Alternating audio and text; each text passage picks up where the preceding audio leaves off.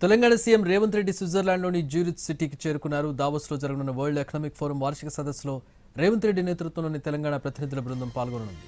CM వెంట మంత్రి పొంగులేటి శ్రీనివాసరెడ్డి, పలువురు ఉన్నతాధికారులు ఉన్నారు. ఈ బృందానికి జ్యూరిచ్ విమానాశ్రయంలో ప్రవాస తెలంగాణ వాసులు ఘన స్వాగతం పలికారు. మంత్రి దుద్దిళ్ల శ్రీధర్ బాబు ఇప్పటికే దావోస్ చేరుకున్నారు. ఇవాళ పలు కంపెనీల ప్రతినిధులు, పారిశ్రామికవేత్తలతో జరిగే సమావేశాల్లో తెలంగాణ సీఎం పాల్గొంటారు.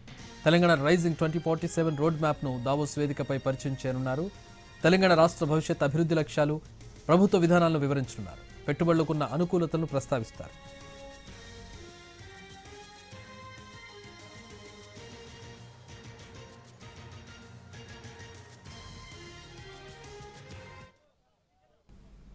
వరల్డ్ ఎకనామిక్ ఫోరం సదస్సులో పాల్గొనేందుకు వెళ్లిన AP CM Chandrababu Naidu Switzerland చేరుకున్న వెంటనే పలు సమావేశాల్లో పాల్గొన్నారు.